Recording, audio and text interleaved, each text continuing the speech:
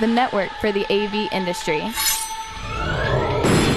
What are you listening to? This is AV. This is AVNation. This is AVNation. This is AVWeek, episode 94, recorded Friday, June 7th, 2013.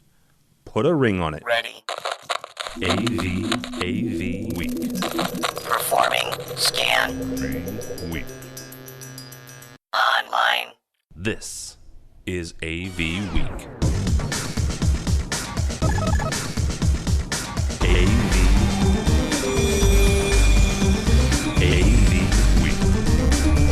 It's time for AV Week, your weekly wrap-up of audiovisual news and information. My name is Timothy Delane Albright. How are you? I'm your host.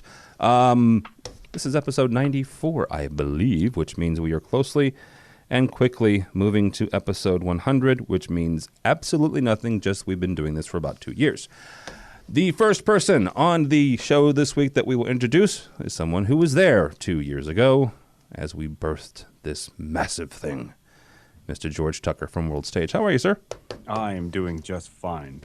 Good. It was a natural birth, I have to say. It was a natural birth, and we did well. Didn't we do it in water? Anyhow. Next up is Matt Scott, who was just born yesterday. He's still got a baby face. He's from Omega Audio Video, and he's our token Canadian. How are you, sir? Feeling great being a token Canadian. That's what I live for. Almost our other token Canadian, who he's in Wisconsin, so close enough. Farther north than I am. Exactly, Josh Stackhouse. Don't you know? So Madison, Wisconsin is technically a higher. Is it latitude or longitude line? That'd be longitude. Longitude line. I have no idea. Well, he's in London, Ontario. So yeah, I'm way south of you, man. Yeah. So, how you like the weather up there? So start saying "A," Josh. And last but not least, the matriarch, the wonderful person who keeps us all together. Her name is Dawn Meade. I don't know if I should say thanks or not. I got to be your mom here. Well, Matt's called you mom the other day, so that's true. That's true. This week we've got good lord. Next week is InfoComm, so that's what we're going to talk about is InfoComm, as well as a couple other stuff. Josh has written some interesting blog post. We're going to talk about fiber versus copper, and let's just say we're going to. Someone has picked up an episode that we did on the Control Show, and they're going to do a webinar about it. And so we're just going to help promote that. Our buddies over at Commercial Integrator. But first, InfoComm 2013 starts in roughly 5 days. 5 days. I said good grief. Yes, good grief. I'm flying out in 2. This is recorded on Friday. I fly out on Sunday. You guys come out somewhere around in there. Tuesday. We're recording a couple different times there, so come by. W232A across from Hall E is what they tell me, and I believe them because, well, I'm that naive. And we got a couple things going on. We have a tweet up. Mr. Scott and Ms. Dawn, yes, why don't you guys talk for a second about what a tweet up is and when it is and what we're going to be doing there? Go ahead, Dawn. Sure. Well, you guys are the AV Tweeps veterans. I'm just a newbie here. Well, AV Tweet Up is the AV version of a general tweet up. Tweet ups are when people that talk on Twitter and get to know each other in social networks get together and meet in person in real life. Because at the end of the day, all social networks are social. And so eventually we all have to meet in person. So we're having an AV Tweet Up at InfoComm on Thursday evening with free food and free drinks, some alcoholic, some not, and lots of free giveaways. And if you have free time, we hope you come and see us. Because there'll be free time. How many times can she get free in there? By the way, Matt, they will have under 21 drinks for you. Yay! He's not really You'll that have a virgin this and a virgin that. Yes. Will I get Dr. Pepper, though? That's the key. That's a good question. We'll find out how high class they are. For how much we're paying for, well, we're not paying. How much our sponsors are paying for this sucker, we best have at least one can of Dr. Pepper. You would think. Yet, yeah. Yes, tweet-ups are great. Come hang out with us. We'll all be there. And we'll have some reps from some of our wonderful sponsors, as well as other reps. We're not, discriminatory like that. So come hang out with us. We'll be there. And if you're listening to the podcast and aren't necessarily a Twitter person, but you know us from LinkedIn or Facebook or just listening to our podcast, come by and say hi anyway. Because just because it's a tweet up doesn't mean if you're not on Twitter, we're going to throw you out or beat you with sticks or anything. We won't let you in the door, but you can look in. We'll have the line, velvet ropes. I thought we used the Luddites for piñatas.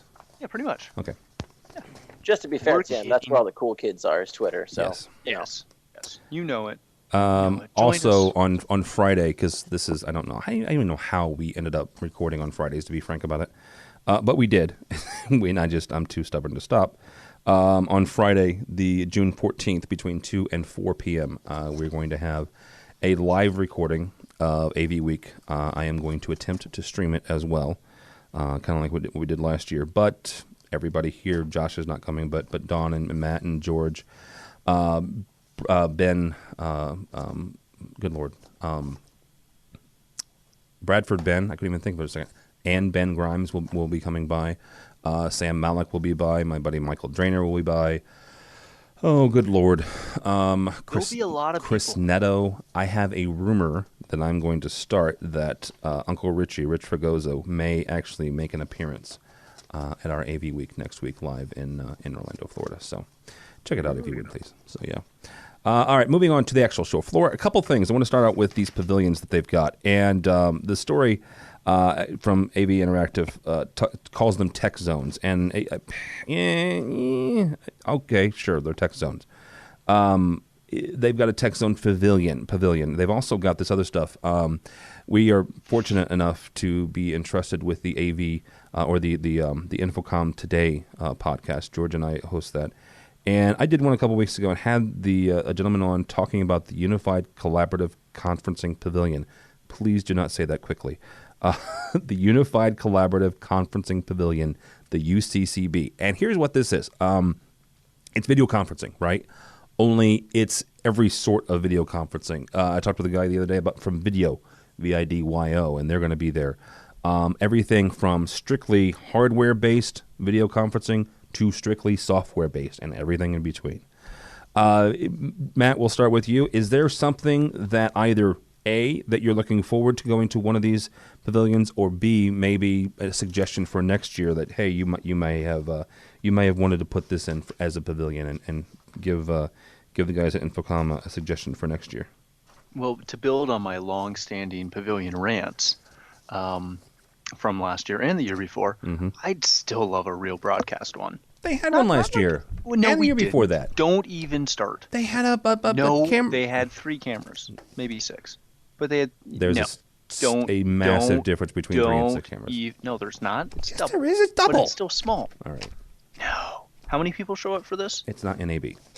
I don't want it to be NAB, but I want it to be something just a little bit better, because there's still a large clientele that would take advantage of it. That being said, I will still go to most of these pavilions. The integrated communications one is probably the one I'll hit and spend the most time at, just because that's fun. Go ahead, Dawn. I was going to say, to be fair to Matt's point, just today, I believe it was Commercial Integrator came out with a list of 5 areas where you could have new revenue streams if you look into these areas prior to InfoComm. And one of the areas that they're talking about, and I believe the exact phrase they use is low-hanging fruit for the integrators that know to look for it, are what they're calling broadcast light.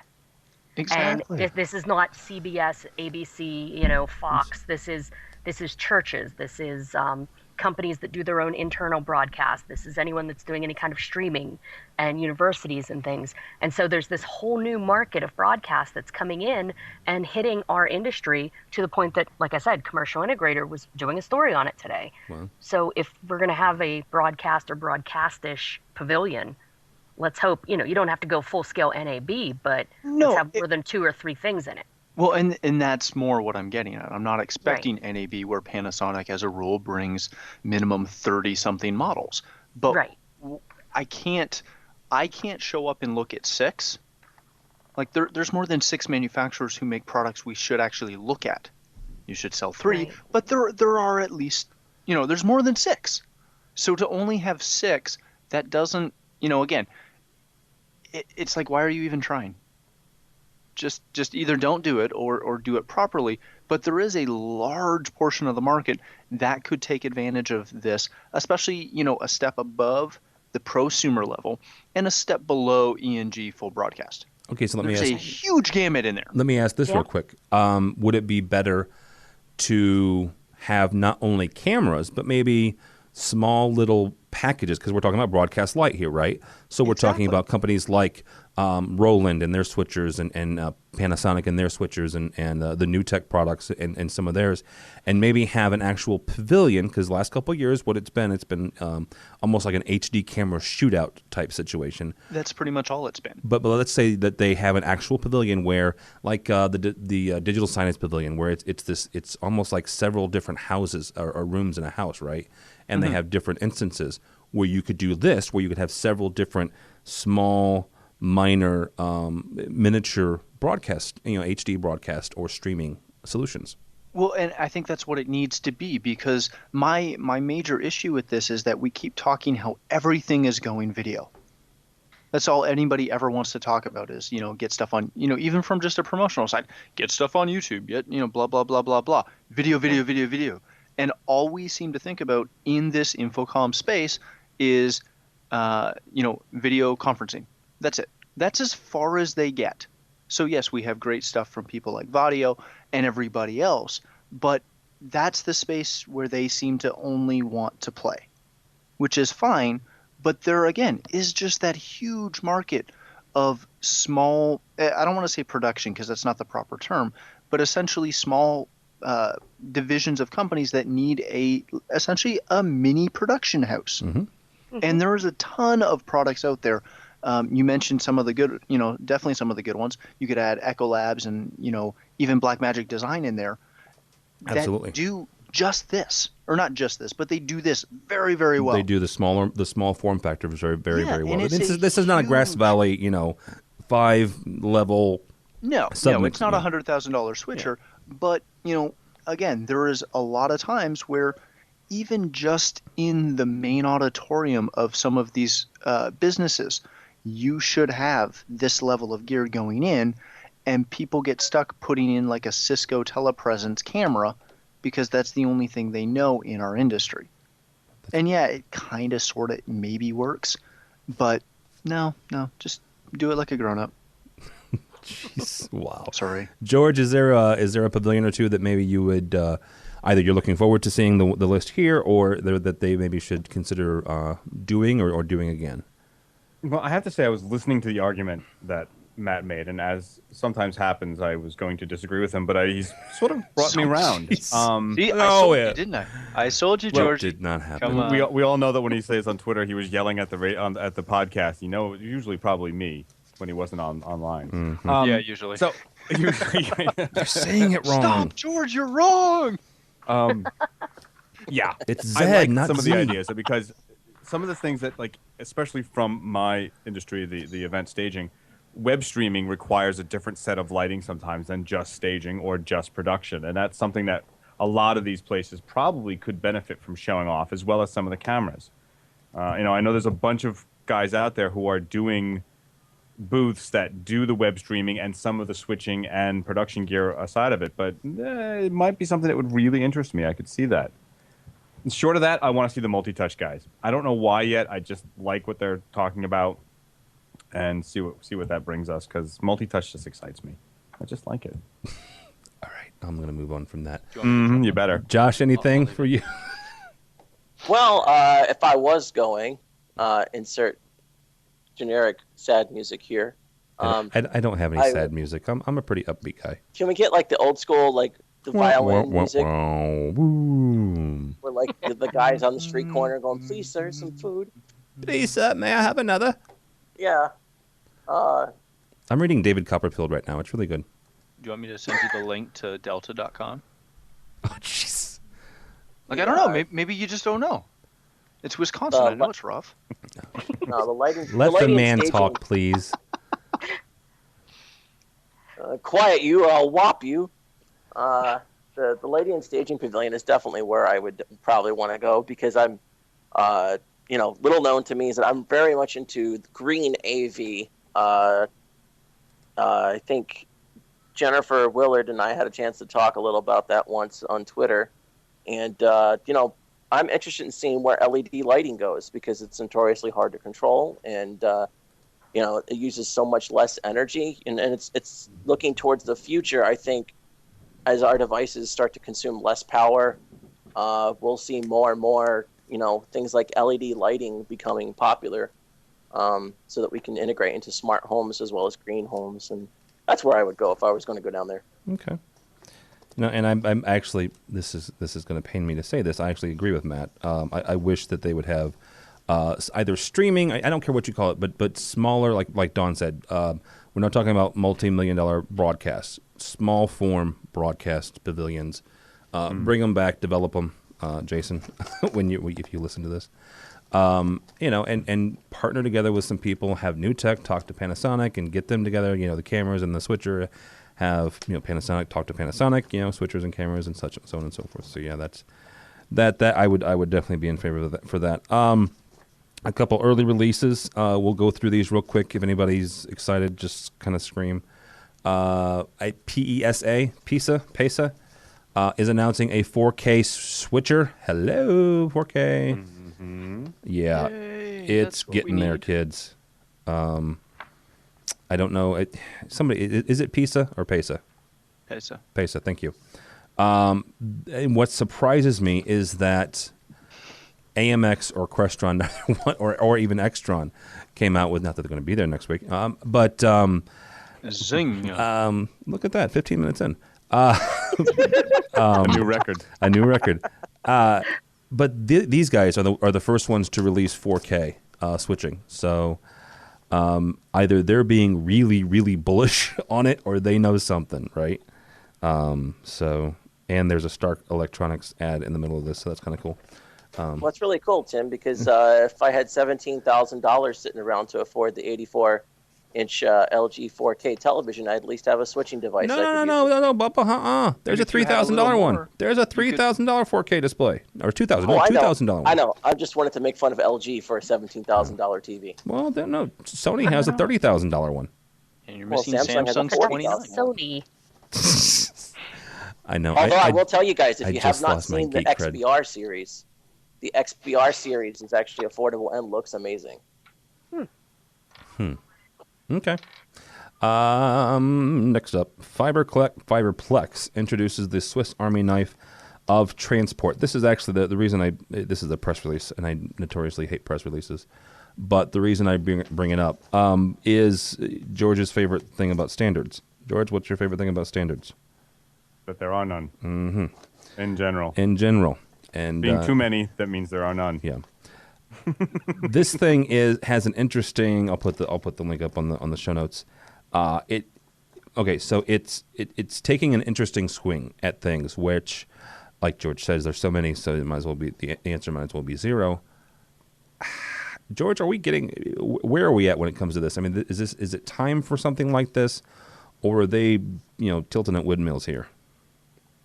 Well, I don't know if they're necessarily tilting at windmills, because there's always a need for something that can do this sort of thing, which is handle almost anything to anything, right? Mm-hmm.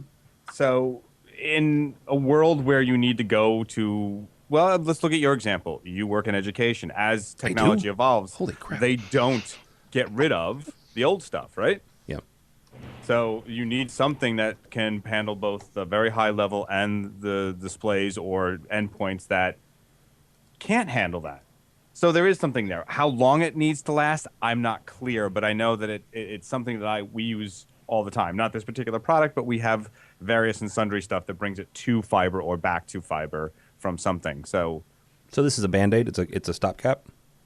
I don't know if I'd call it a Band-Aid yet. It's too early on to really tell you if it's a Band-Aid or not. Okay. But it's a step forward into any progression into a new format or a higher technology requires that bridge. And this bridge, I think, is a pretty good idea. Whether or not we're going to need it for 5 years or 10 years is the question. Interesting. All right, Dawn, is this something that's needed right now? I mean, like George says, it's it's trying to get from one format to another. I mean, you always need something that can get you between formats, especially when the formats are changing and adding. I mean, like George says, we're in flux right now. To George's point, the fact that it may be a Band-Aid, whether it's short or long term, that doesn't mean it's commit in the meantime. And that, at the end of the day, I mean, we're all business people, and if they can solve a problem, even if it's a short-term problem, they're going to be successful.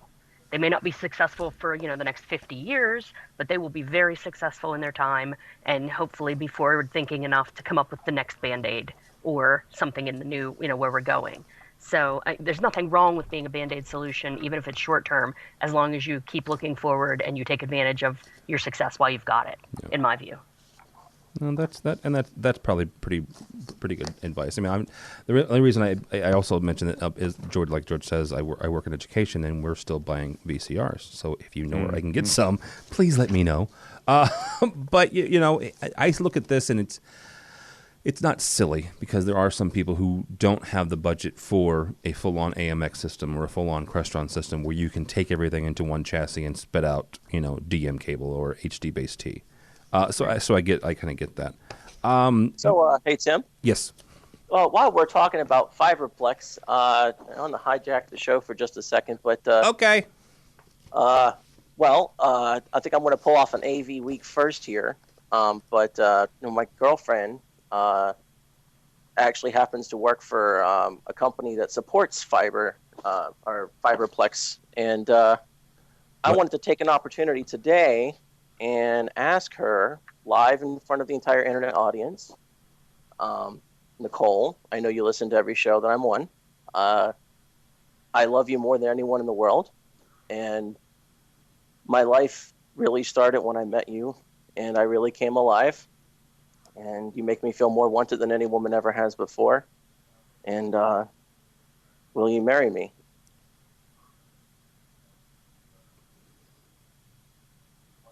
Oh, she's not listening, guys. It's just, okay, show's over. I'm done. Well, there you go. The audience is going to be sitting there wondering, Wow. well, what did she say? What did she say? Wow. I know, and I'm such a girl. I'm sitting here like tearing up, like, oh, I'm tearing up. Are you kidding me? This is No. freaking awesome. Say yes. So I guess everyone's going to have to stay tuned to Twitter and see what she says, but I'll let you guys know. Somebody should hire you for marketing, by the way, because that's a great thing. Impressive. Yeah. Stackhouse AV. At I was going to say, yeah. What's your Twitter handle?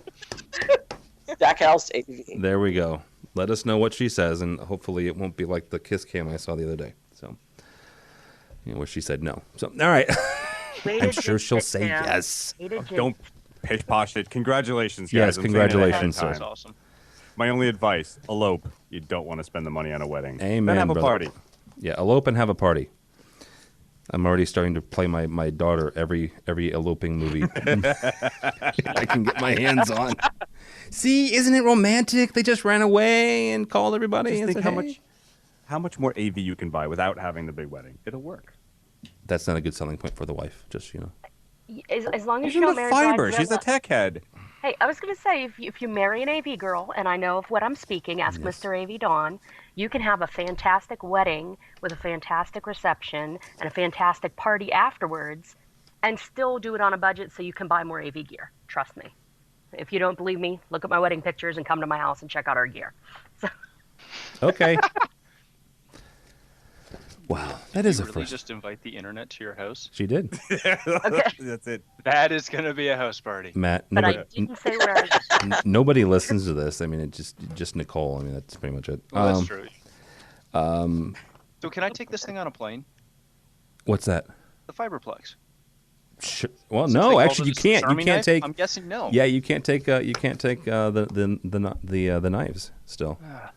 Yeah. All right. That was awesome. You're still listening to AV Week, hopefully, and if you're Nicole, congratulations. So yeah, that gentleman there that just proposed, his name is Josh Stackhouse. Miss AV Dawn Meade is here. Matt Scott and George Tucker from Yonkers, New York. I don't have his address either. Sorry, kids. So, let's go around. Where would you like that posted? Facebook, Google Plus, just whatever. Let me know. What, his address? Yeah, You have it? I can get it. Oh, okay. Yeah, let's just do this. What are we looking for InfoComm this year? Dawn, we'll do ladies first for this one. What are you looking forward to technology-wise, class-wise, something-wise? What are you looking forward to in InfoComm this year? I don't know if it's looking forward to so much as anticipating eagerly and nauseously, if that makes sense.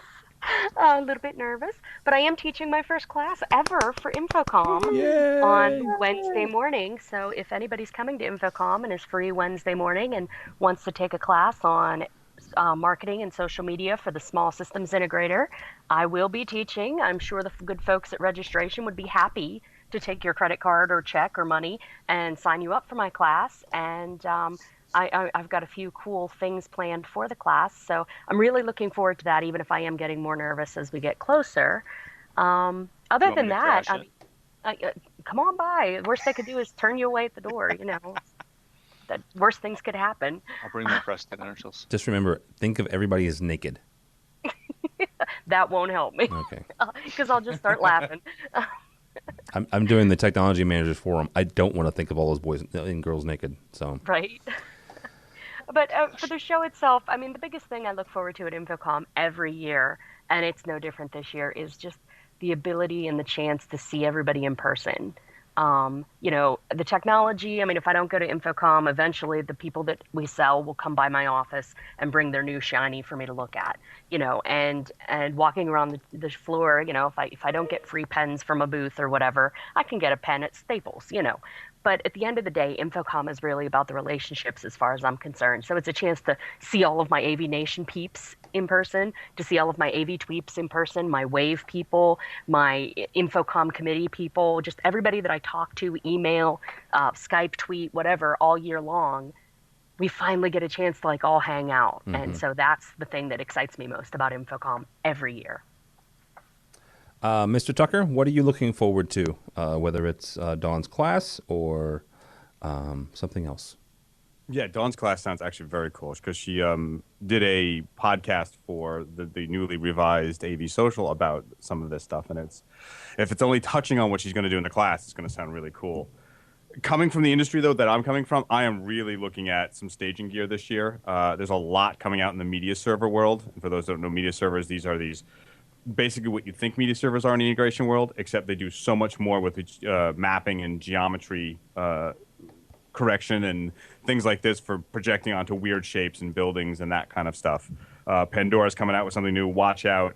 I'm also looking at wireless solutions because as the white space and the spectrum changes that are coming down the pipe in the next couple of years, a lot of manufacturers are going to be showing stuff about antenna distribution, new spectrum analysis, new gear that will help with the white space proposed conflicts. So I'm really eager to see that stuff.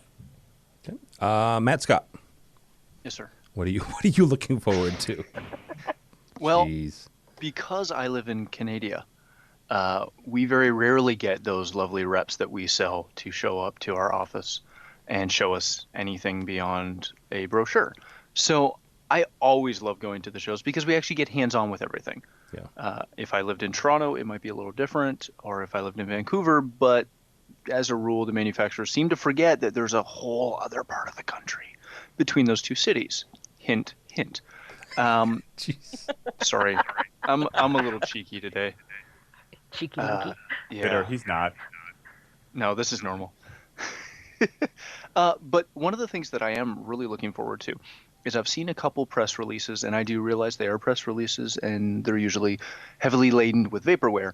But I've seen a couple of things for boardroom applications with, kind of building off like the Barco ClickShare multicasting to multiple screens, presentation type tools. I've seen quite a few come across my desk. I've got a nice long list of places and booths that I plan to visit to see some of these things because, again, in the realms in which I work, that's something that's really, really effective. So I'm kind of looking forward to that. Probably the other biggest thing I'm looking forward to is, of course, always seeing all of our friendly friends and faces and hopefully meeting some new ones and meeting some people in real life. Because, again, I live in Canada. I'm not near any of you. So that's pretty much the big highlights. And, of course, I'm working at the show a little bit, so I'll be covering it and doing that. So if you do see something cool that I should see, let me know. Yeah, tweet him. Pretty easy to find. At Matt Scott's Hair. So And Matt Scott's here. At Matt D. Scott, at Omega Audio Video, at The Matt and Brad Show, if you're feeling fancy. Why is it the Matt and Brad Show and not the Brad and Matt Show? It's both, actually. Okay, good. We have this ongoing... See, my I name call is it the Matt. Madford Brat Show. Yeah, I actually like love that that one the best. Unfortunately, Bradford and myself both have two first names, and we're continually referred to by other people as a rule by our incorrect names. Hint, if you want to lose me in a conversation, start referring to me as Scott the whole day, especially when you know me. I tune out instantly. Doesn't matter how important it is. Note to lawyers. But yeah, so we're playing off that in our dual show thought process. I don't know. It's fun. We laugh about it, and that's really all that matters. Real quickly, a quick story about Bradford. I had him on with Brad Grimes a year or so ago, and it was the first time I had them on together, and I think it was the last time because I did this. Brad. No, I said Bradford Grimes at one point. So yeah, that was fun. Well, I was hoping for the doctor. Bradford. Well, I got a call from an old friend trying to sell me some gear or to carry a line type deal about a week ago, and I hadn't talked to him in a couple of years, and he stayed at my house. Like not that we're that close anymore, but we have been that close in the past. And about 10 minutes into his spiel, the last 10 minutes of it was all, "Hey, Scott, we really should look at doing this. This will be great for blah, blah, blah, blah, blah." And at the end, I was like, "Okay, you realize that you completely butchered my name at the end. Like, I understand it if you don't know me, but we're supposed to be friends. So, yeah, no, you lose me pretty quick." Note to all my friends. Note to all your friends. Looking at you. All right. Josh, you're not going this year, but what are you, I don't know, looking forward to as you, or to coming out of InfoComm? How about that? Hold on. Who's coming out at InfoComm? Josh. Oh, okay. Stop it. He just proposed to Nicole. Come on. Well, Nicole, Yes. And I'm sure everyone listening now thinks Let that Don is him talk. Good night. Am I going to have to bring a taser next week? Is that what we're talking about here? Have No, you I listened just- to the past shows with him on it? No, Tim, I just need a squirt gun, like when you're training cats. Jeez. Nice. Not very well done. Sick. It's the hair, isn't it? All right, Josh, go ahead. What are you looking forward to come out of InfoComm or, training or whatever? Well, I have never been, so I can't draw from experience. But I was looking at the lineup of what's being offered in terms of training and exhibits and stuff, and I'm actually kind of shocked that there's nothing there in terms of like the human element. There's not a lot there in regards to leadership or communication between your installers and the designers and stuff like that. So I'm kind of hoping that maybe that something happens in future InfoComms to address that. Well, and the one thing, I oddly enough, I had talked with somebody from InfoComm last week or the week before last about just leadership training and stuff like that, and they reminded me of something which I felt kind of foolish for. They have something like that. It's brand new for them this year. It is the AV Executive Conference, and I'll put a link to it up on the show notes. But I was talking to them about, how to manage your people and stuff like that. InfoComm is the show. The education there is primarily geared toward gear and primarily geared toward technical and geared towards that sort of thing, because you've got not only manufacturing people, obviously, but those are the guys that show. But the people that come to the exhibit are guys like integrators and guys like me, technology managers who live and breathe and actually do this on a daily basis. So not that they don't need human elements, but they also need to know the latest about, dealing with HD and dealing with, content protection and dealing with fiber and stuff like that. So that was how it was put to me, and it actually kind of made sense. So, but yeah, we'll put a link up on the website about the executive conference, which actually deals with exactly what you're talking about, Josh. Can I jump in on that though? Certainly. My issue with I shouldn't say issue. The hard thing I see with that though is that for someone like myself, I'm not going to 2 shows. I'm a smaller shop, so yeah, I do need and do enjoy taking some technical training. But for me, I'd rather, as a rule, get technical training, if we can call it that, on the floor from talking with other integrators, but mainly manufacturers and stuff, and then get some actual business training if that's, that realm, from them directly.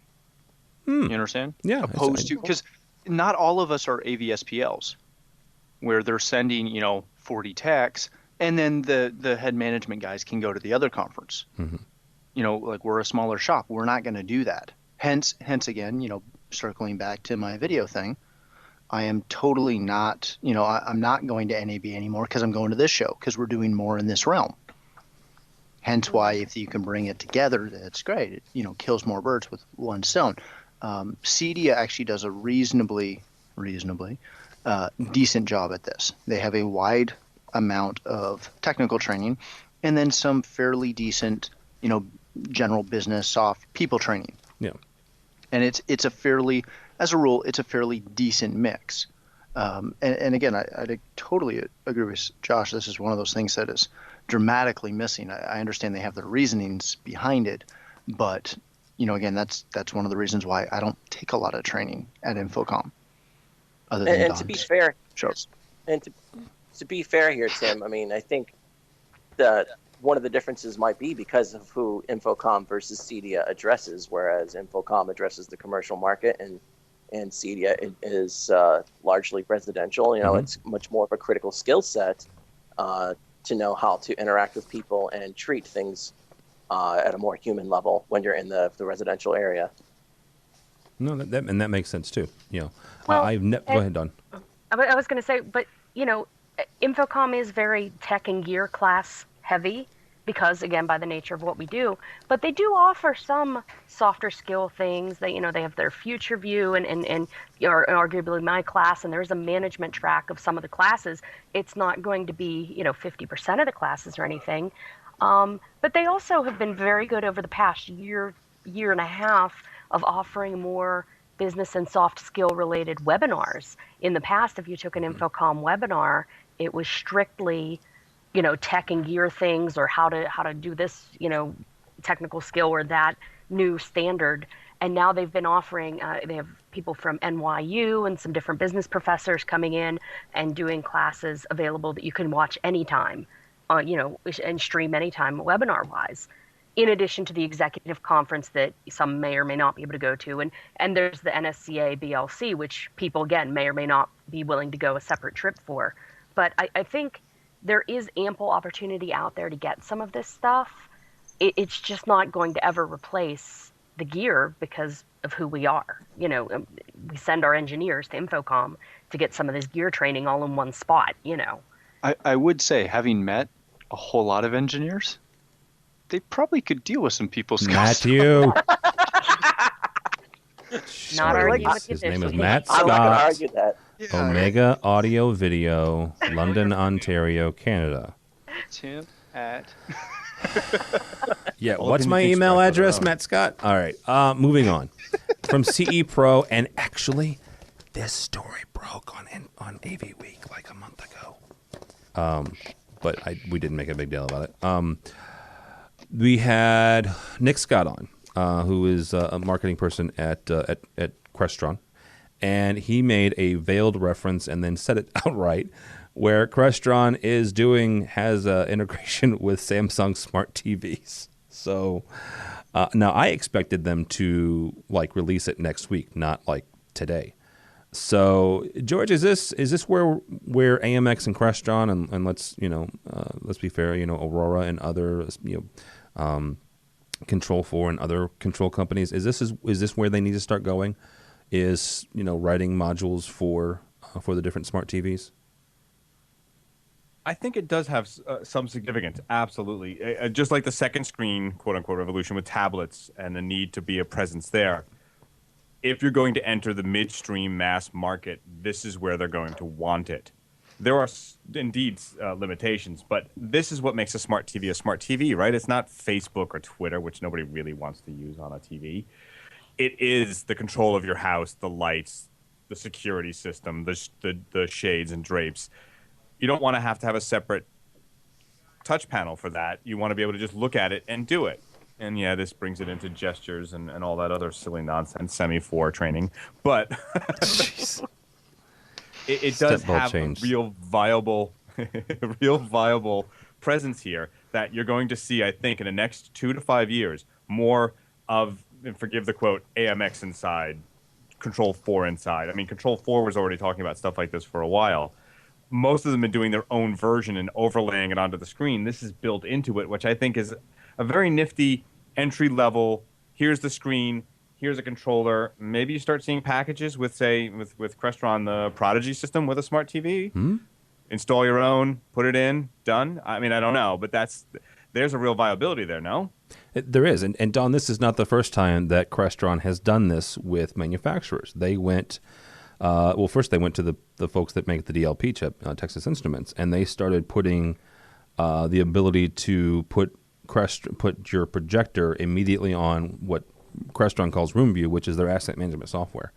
And like George mentioned, the AMX inside, that they started having Crestron inside. And if you look on the back of a lot of projectors now, you'll see this little E, this Crestron E, the letter E, which means you can slap this thing up and control it with Room View. Is that kind of what we're talking about here with, just kind of baking into all these different smart TVs? It appears that that's where we're going, although if they were really, really smart, and not Crestron or AMX here, but like Samsung and those guys, they would make these relationships so that you could, download their apps, like an app store, you have your Kindle app store, your iTunes app store, have your smart TV app store, and you can download your AMX or your Crestron or your whoever apps that the functionality is there. Because in that way, you wouldn't be alienating some of your customers. I mean, that's the thing. When you pick one standard, you run the risk of alienating. Some people have AMX tattooed on their derriere. They're not going to want a Crestron app on their TV, or they're not going to use it if it's there. It's irrelevant to them. So, vice versa, of course. So it's a cool movement. I think it's a cool thing that they're doing, and I can see that that's where at least some of the market's going to go.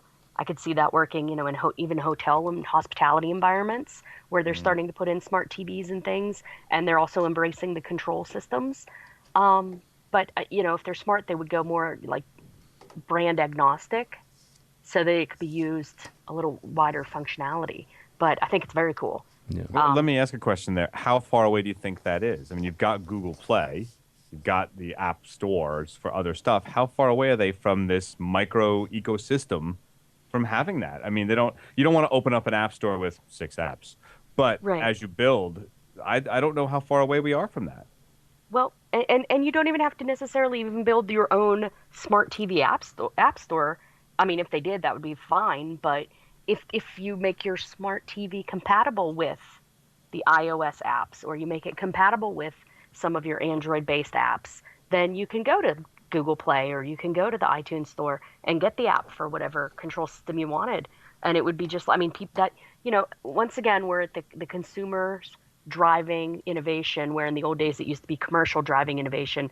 Consumers nowadays, we're used to downloading apps. I know 5-year-olds that can download apps to the phone or to the tablet and play games and things. So when people are so accustomed to that, when they get their smart TV that they're spending all this money on, they're just going to want to download the app. They know how to do that. My mom is in her 70s, and she, I think, knows how to download apps. So it's something that they need to look at what people are doing and do that. And then I think they'll find great success with it. Yeah. I have one more question, though. Shoot. Do you mind? No. So, Yeah, go ahead. Matt? Yes, sir. You've had strong opinions on the mass market items and things like that when we talk about it. What do you think of this? I know people will be shocked. I know. But knowing you as a friend, I've seen this. I think this is good. I do. That is shocking to me, actually. Well, I don't think it'll be effective, but I think it's good. I think it's moving in the right direction for what we want to see down the road. They're trying to pull, obviously, This is, to be perfectly honest, this is exactly what Prodigy was sold to me as a dealer on, this same type of integration when Prodigy first came out. Isn't that how Control 4 presented themselves in many ways? Mm-hmm. Pretty much. Yeah, it's pretty much the same thing. Okay. So again, it's not I don't want to say it's a complete game changer or a huge game changer, but it is in the fact that this is the first time that a major, as far as I'm concerned, that a major automation company has went straight to the TV. We've seen them do it to, like, Control 4 last year came out with their Sony branded, or not Sony branded, but built into Sony receivers, I believe it was. We've seen a lot of that, but we haven't seen it so much on the TV side. So, again, I like the concept. I don't think it'll be necessarily very effective, just because, again, how much work is going to go into making this actually function? If it's something where they can literally, download the app or however that works, they pull up the app from the remote and then add in a couple of figures or, information, whatever, and it connects to your existing Crestron system and gives you all that control right off the bat, awesome. But if it's something where the integrator's got to show up and spend another, 10 hours making it work and then coming back to fix all the bugs that didn't work the first time, and then, that process just continues to repeat, I don't know how effective that'll be. Plus, I don't know the market that this exactly is going to shoot for. Unless, again, they're bundling it with, for example, a Prodigy type system. And yeah, that was going to be my next question to you, actually, because this is something I've always thought, which is like that. Do you see that as an integrator if they provided a Samsung TV with a Prodigy 4 or 2 light switches that they could control? Would that be, and then everything else would have to be bought through a dealer? Do you think people would move on that? Do you think there's a percentage that would be worth the ROI of it? Or do you think that's just an enticement towards mass market selling in retail? I think it's an enticement to mass market. It's a way to sell a new panel. I don't, again, I'm not saying that it's not going to get there, but for your average Crestron company or customer, I see this working. But for people who don't know Crestron, I don't see them, or an integrator really for that matter, being all excited, unless they're huge Crestron dealers, being all excited about a TV that they can sell at a premium price point, which they might be excited about that.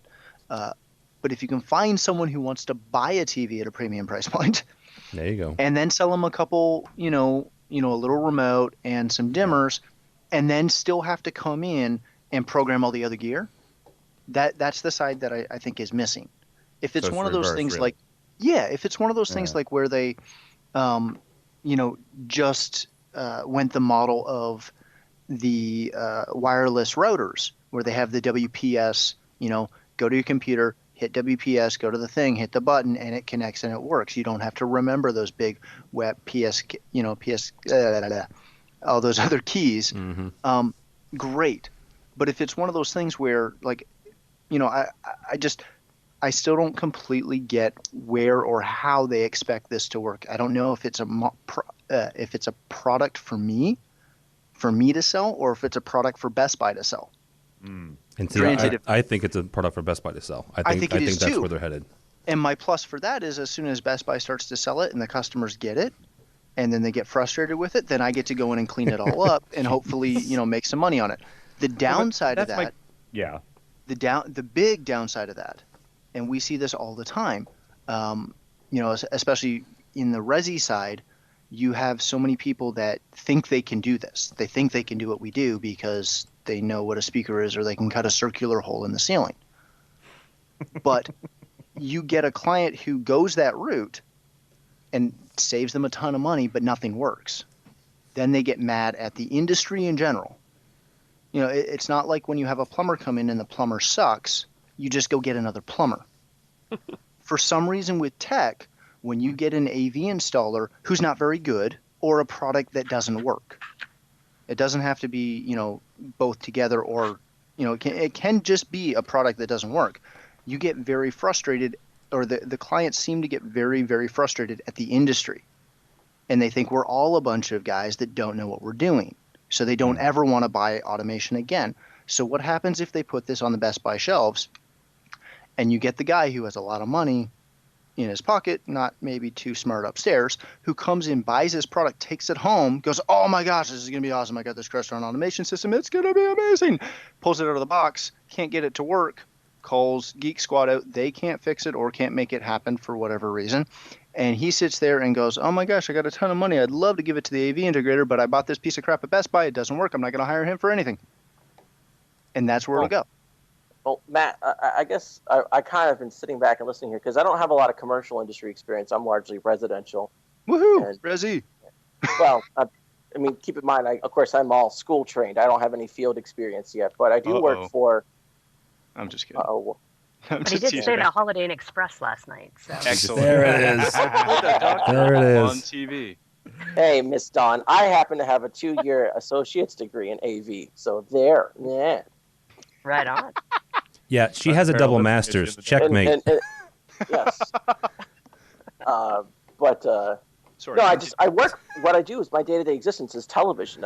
I work for a company that's what they do, and I see this on a day-to-day basis. But I already have a hard enough time trying to just explain how a smart television works to people who come in and who are curious about just getting a new TV, and so I'm kind of curious as to what who are they targeting with this move, because I don't see this as being something that the average consumer is going to want. So I don't see it going the Best Buy route. I see it as something that's an option for commercial integration only. I just don't think that most people would want this in their home. Well, and I don't either. But there is that big sect of the market that loves to be on the cutting edge or think they're on the cutting edge. And, there are a lot of times the guys that get it and get stuck with products that don't really work too well. And again, not always get jaded towards the industry, but they look at it and go, oh, well, great, this doesn't really work. Yeah. So, yeah, I don't know who this is going to. I'm not saying it's going to Best Buy directly. I don't know if Best Buy will be here in 10 years. It just – or 5. Well, exactly. Like or 2. This whole – and I think that's the part that I find really interesting is – if they had brought it so it was like a one-touch, plug in all your other Samsung devices, we'd be great. It's the same as, what Xbox is trying to do with the One, where they're trying to take over the living room. And I don't see that happening in Canada at all. Whether it'll happen in the States, I don't know. But it'll be really interesting to see what happens. Yeah. Although, to be fair, I think some of us are misreading this a little bit. I don't see it as necessarily going to be driving Crestron sales, or when you buy this TV, you're not getting a Crestron system that then you're expected to plug and play. This is really just an app convenience for people that already have Crestron systems that they can then use their smart TV as their display device, similar to how they're using iPads or smartphones now. Now, that may down the road drive some sales of Crestron, and if the other control manufacturers have similar apps and similar relationships with the smart TV manufacturers, it might drive sales of them. But at the end of the day, you're still going to have somebody that has a control system that either they're smart enough and trained enough and put in themselves properly, or already had an integrator do properly. And we're just looking at changing the input or device that we're using to control it. Or Don, like you said, it's if they don't have it, it might be a marketing tool for Crestron to say, here's this cool app, what does it do? And then they Google Crestron and they start from there. So right, and most of the Crestron stuff, at the moment anyway, they nowhere say, we're just plug and play, come pick us up at Best Buy. Yeah, they're pretty clear. You need, what are all those initials that you can put after your name, Tim, that you're taking the class? You need all that stuff. DMCE, and I'll have one before your husband, just for the record. And that's kind of what I'm getting at, though, is what exactly are they, where are they going to? Because is this going to work on older systems? Or are they kind of trying to almost push, like we loved when the Apple TV came out because we got to sell so many more new actual flat screens because they didn't have enough inputs for the $109 in Canada Apple TV that all these clients went out and bought because they thought it was cool, got it home and went, oh crap, I can't plug it into anything. Right. It was great. So that's my thing. If this is something that's going to run on all the new frameworks, that's great. How many systems are out in the field? I would have to assume that the majority of them are Series 1, Series 2 processors. They're not the 3 cores. No, but Series 2, I mean, as long as you've got an IP connection to it, Matt. Right, but is this going to control it? Well, sure, again, we don't know that. I mean, I don't. Here's the thing. I don't know that. I'm making an assumption here, right? But it's a pretty logical assumption. It's a pretty logical assumption. If you've got the old Ethernet card in the Series 2, and you can either get somebody or it's already IP controllable, you should be fine. You should be, yeah. So again, it does come down to what market are they pushing it towards, and what's their end game. Yeah. I think the end game opens up the most possibilities for them. See, on the residential side of things, though, I can just so much easier see some company like Control4 deciding to put its own representatives in stores like Best Buy, like Sony does.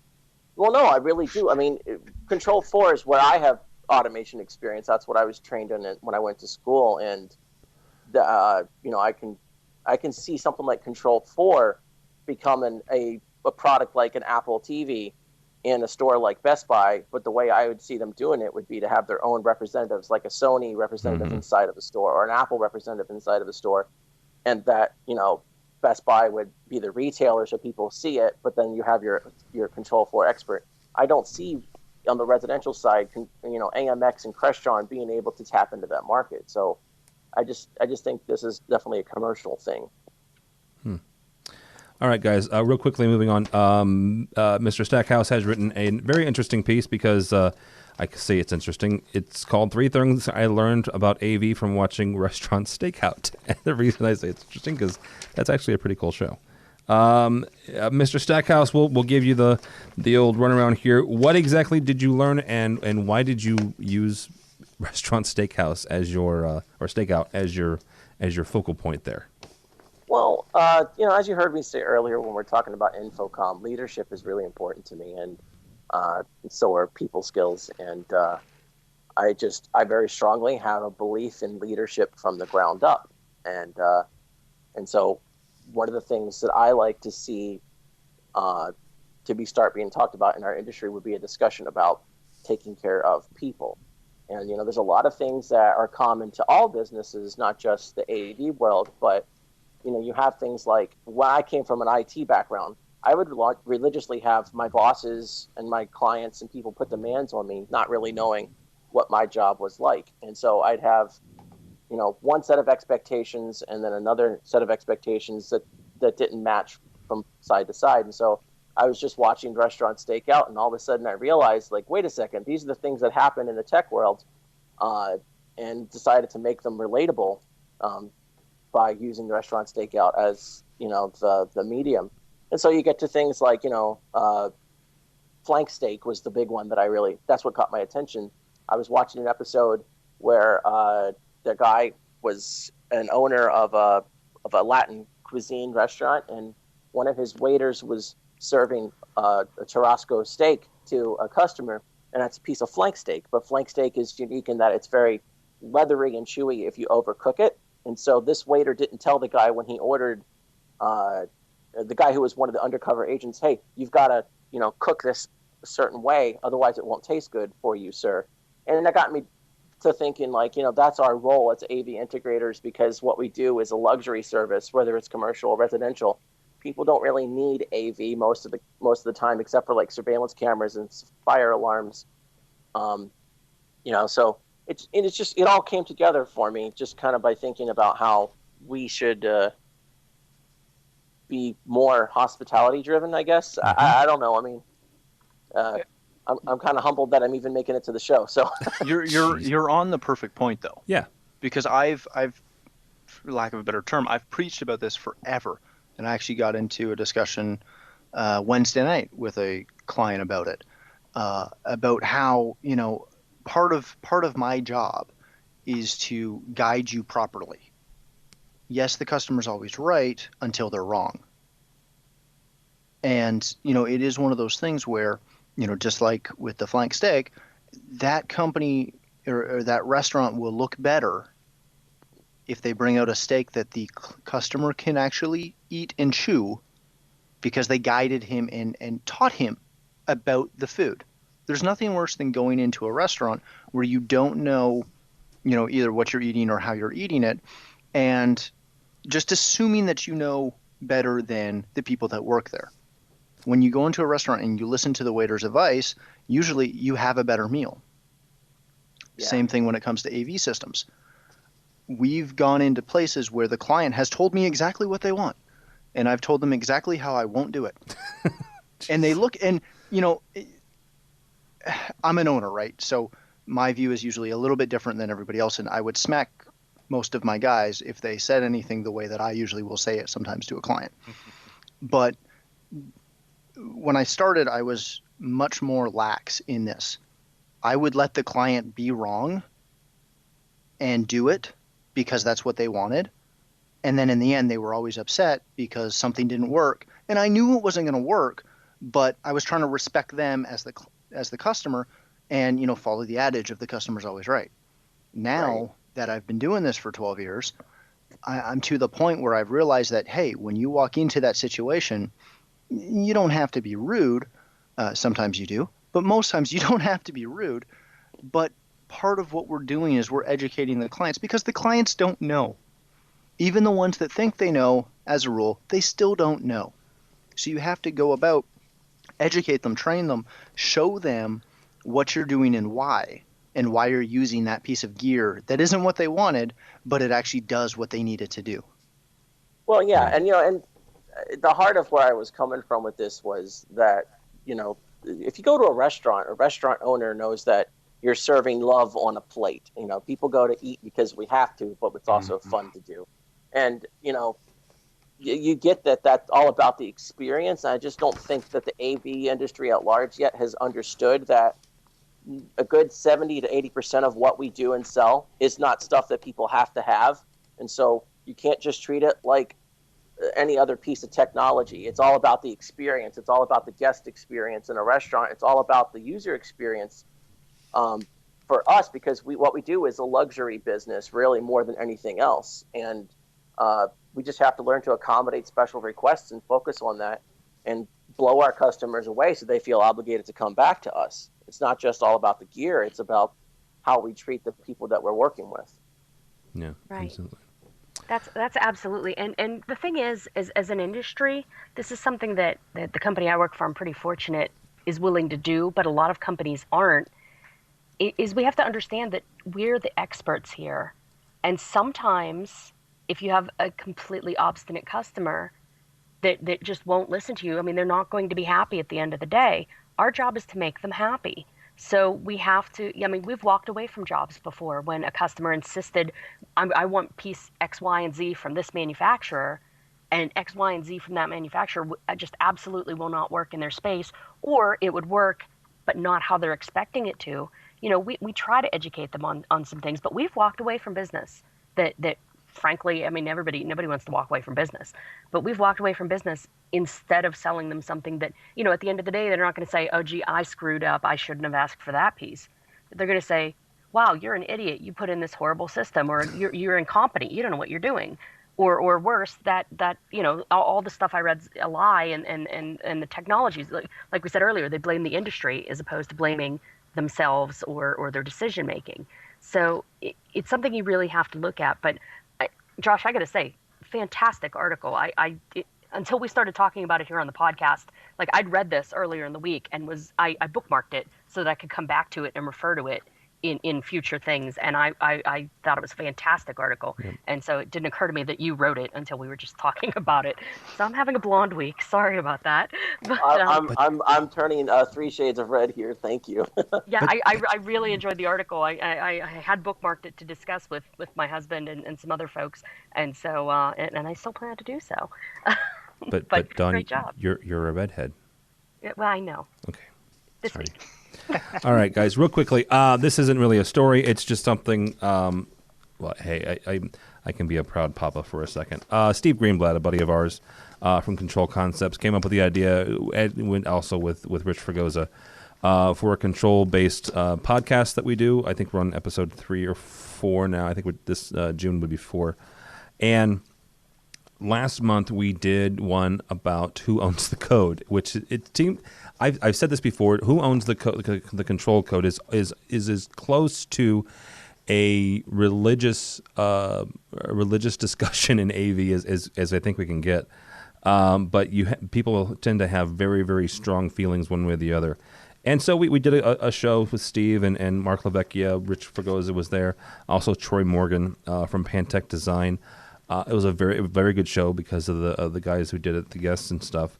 And Commercial Integrator, our buddy Craig McCormick picked it up, did an article on it, and they are doing a webinar about who owns the code with Steve Greenblatt from Control Concepts and also Troy Morgan. If you want, there's a link to it on the show page here, but you can also go to Commercial Integrator, their website. The webinar or the webcast is Wednesday, June 19th at 2 Eastern, Wednesday, June 19th at 2 Eastern for the Who Owns the Source Code debate and how it has changed. So check that out if you would. Folks, that's all that's all we got time for because everybody but Josh has to get ready for next week, and Josh has to go get fitted for a tux. So we'll kick it off with you, Mr. You're not a newlywed. You're newly engaged. So well, we don't know yet. So, yes, we do. How can people get a hold of you and find out whether or not Nicole said yes? When does the show get posted? On Monday, right? Monday-ish, yeah. Yeah, so people can keep their eyes and ears on my Twitter feed on Monday for that little piece of news. And then you can reach me at Stackhouse, STACKHOUSE, just like it sounds, AV on Twitter. Or you can go to my Tumblr blog, which is stackhouseav.tumblr.com. Very good. Thank you, sir. Also with us is Matt D. Scott, our webmaster extraordinaire, the man with the best hair in AV. How can people get a hold of you, sir? They can find me on Twitter at Omega Audio Video, at Matt D. Scott, or since you mentioned it, at Matt Scott's Hair, or Facebook, or pretty much anything with Matt D. Scott is me, other than the couple of things that somehow slipped through the cracks. Okay. Also is George Tucker, the engineering coordinator for WorldStage, and also one of the hosts for InfoComm Today and a couple other things that we do here. How can people get a hold of you, sir? I can be found on Twitter mostly at Tucker2s. That's TUCKERTUES. And I write currently for Corporate Tech Decisions magazine, a fabulous publication imprint. Yay!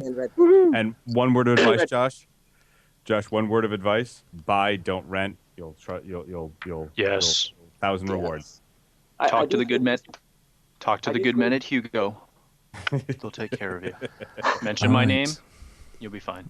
And last but not least, Miss AV Dawn Meade from Net-AV. How can people get a hold of you, ma'am? You can get hold of me on Twitter at AVDawn. You can find me on, all kinds of places online. Just look for AV Dawn or Dawn Meade. The company is Net-AV, net-av.com. And if you're coming to InfoComm next week, come see me in my class. Come see me at the AVNation booth. Come see me, tweet me, and we'll meet up somewhere. I love meeting new people. And like I said, InfoComm is all about relationships. So come see me and we'll make our relationship happen. Yes, You know what? Don't follow me on Twitter. Follow AVNation and all the stuff we do. If you want, it's TD, Tim David Albright. But seriously, go by the website. Find us on Twitter, on Facebook, on Google+. We have a group on LinkedIn, and we put stuff other places as well. But the website's probably the best place, avnation.tv, avnation.tv. You'll find this podcast and others. We have, like we mentioned, Dawn and Kelly Perkins from Vadio just rebooted our AV Social. Very, very excited about that. George has got a couple, 3, 4, 5. How many do you do now? 10? Oh, I don't know. I've lost count. All right. We've got something cooking very special with a gentleman by the name of Chris Netto. Maybe some of you have heard of him. And also some projector stuff coming down the line. So check out the website, avnation.tv, avnation.tv. Thanks so much for listening. That's all the time we have for AV Week.